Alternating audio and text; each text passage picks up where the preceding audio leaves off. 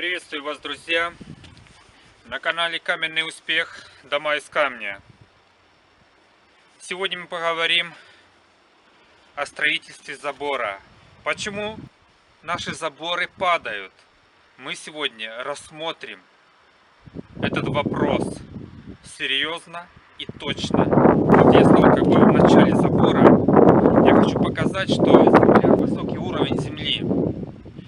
Забор на самом деле очень низкий уровень, там практически перепад 6-7 метров, может 5, не знаю точно. Мы сейчас пойдем и посмотрим и попробуем разобрать 5 причин падения забора.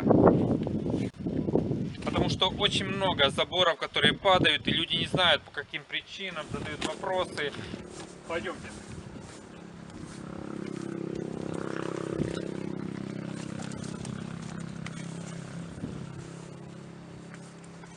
Пойдемте вот сюда, я с этого места начну рассказывать. Здесь смотрите, вот даже цвет другой. Вот это старый забор, это уже обновленный забор, он другой. Вот эта часть забора полностью обрушилась. То есть мы его восстанавливали и восстанавливали очень хорошо и на века. Посмотрите на вот эту стену. Какая разница между той и этой стеной? В первую очередь, что я хотел бы задать вопрос зрителям. Какая между ними разница? Я сам отвечу на этот вопрос. Вот здесь для того, чтобы стекала вода, для того, чтобы просачивалась вода, ни единой дырки нету. Посмотрите теперь на мой забор.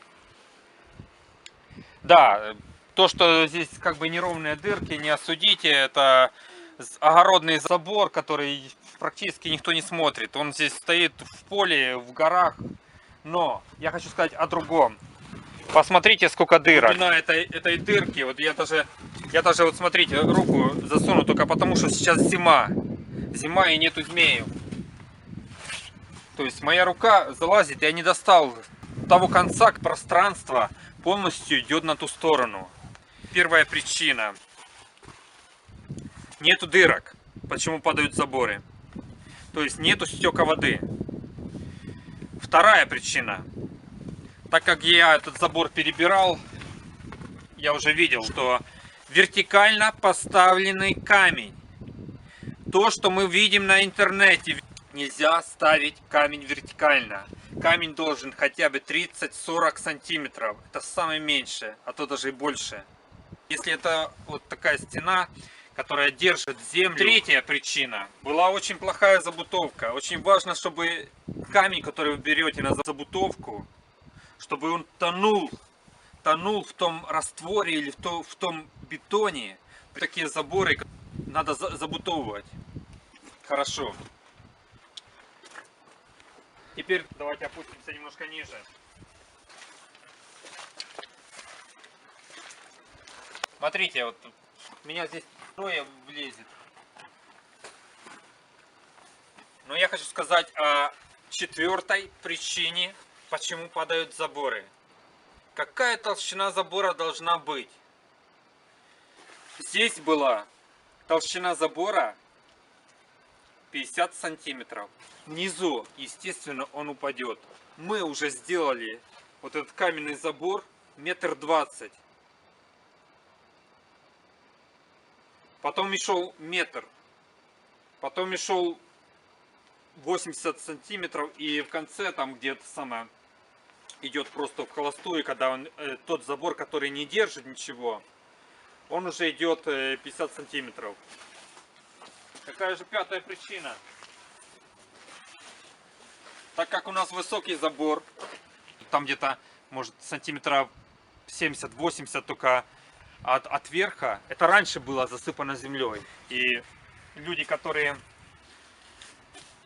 делают вот этот процесс то ли не по знанию, то ли по деньгам, по-быстрому, раз сделали, все закончили. Мы же ее засыпали вперемешку с камнями. То есть это камни и земля, камни и земля. И оно будет держать уже, никуда оно не денется. Но если это одна земля, она как желе.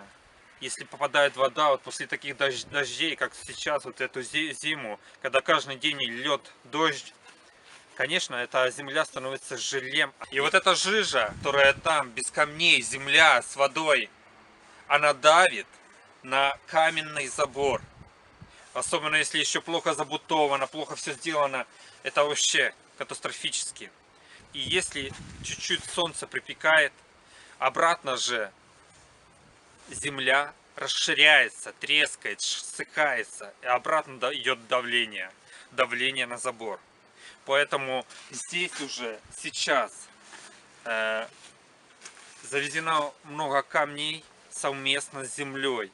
И вот именно такая почва, она будет держать вот этот забор, она не будет сунуться. И если даже будет появляться какая-то вода на той стороне, если будет скапливаться вода, она будет уходить через вот эти дырки. Как вот мы смотрим вот здесь, смотрите, однозначно здесь текла вода. Вот, она течет, вот, смотрите, вода течет. Вот это необходимо, чтобы было. То есть вот эти дырки, через которые вытекает ненужная вода. Вот давайте еще здесь посмотрим.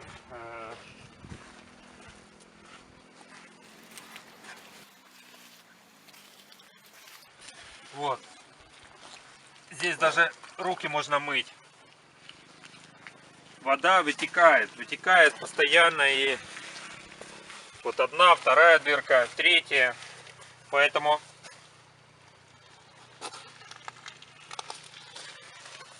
если нету дырок, это будет одна из причин, по которым падают заборы.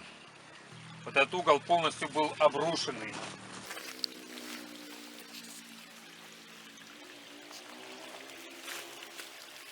В общем, мы разобрались, мы научились, почему падают заборы. Поэтому, друзья, мастера, давайте эти причины не будем допускать в своих работах и будем делать все на совесть.